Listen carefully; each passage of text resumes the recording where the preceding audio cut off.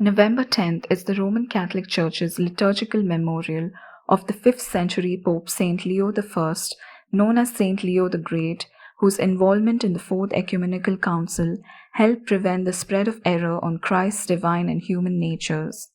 Saint Leo intervened for the safety of the Church in the West as well, persuading Attila the Hun to turn back from Rome.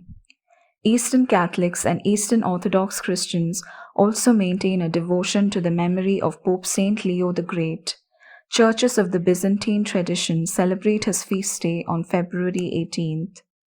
As the nickname soon attributed to him by tradition suggests, Pope Benedict XVI said in a 2008 general audience on the saint, "He was truly one of the greatest pontiffs to have honored the Roman See and made a very important contribution to strengthening its authority and prestige." Leo's origins are obscure and his date of birth unknown. His ancestors are said to have come from Tuscany, though the future pope may have been born in that region or in Rome itself. He became a deacon in Rome in approximately 430 during the pontificate of Pope Celestine I. During this time, central authority was beginning to decline in the western portion of the Roman Empire. At some point between 432 and 440, during the reign of Pope Saint Celestine's successor, Pope Sixtus III, the Roman Emperor Valentinian III commissioned Leo to travel to the region of Gaul and settle a dispute between military and civil officials. Pope Sixtus III died in 440 and, like his predecessor Celestine, was canonized as a saint. Leo, away on his diplomatic mission at the time of the Pope's death, was chosen to be the next Bishop of Rome. Reigning for over 2 decades, he sought to preserve the unity of the Church in its profession of faith and to ensure the safety of his people against frequent barbarian invasions. Leo used his authority in both doctrinal and disciplinary matters against a number of heresies troubling the Western Church, including Pelagianism, involving the denial of original sin, and Manichaeism, a Gnostic system that saw matter as evil. In the same period, many Eastern Christians had begun arguing about the relationship between Jesus' humanity and divinity. As early as 445, Leo had intervened in this dispute in the East, which threatened to split the churches of Alexandria and Constantinople.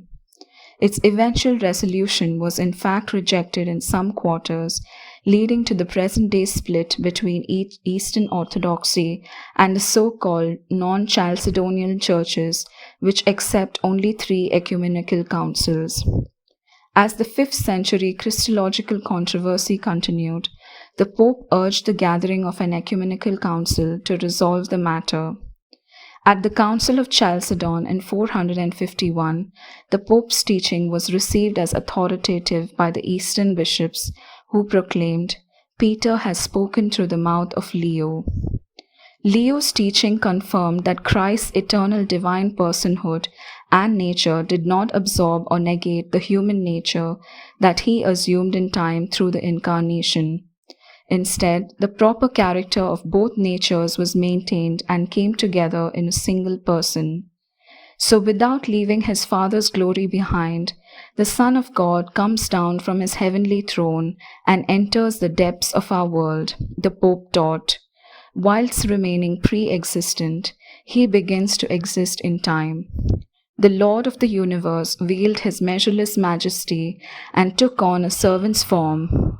The God who knew no suffering did not despise becoming a suffering man, and deathless as he is, to be subject to the laws of death. In 452, 1 year after the Council of Chalcedon, Pope Leo led a delegation which successfully negotiated with the barbarian king Attila to prevent an invasion of Rome. When the Vandal leader Genseric occupied Rome in 455, the Pope confronted him, unarmed, and obtained a guarantee of safety for many of the city's inhabitants and the churches to which they had fled. Pope Saint Leo the Great died on November 10, 461. He was proclaimed a Doctor of the Church by Pope Benedict XIV in 1754. A large collection of his writings and sermons survives and can be read in translation today. Having heard a little about the life of Saint Leo, let us get inspired in our own life of faith, place all our petitions before him, and all together say, Saint Leo, pray for us.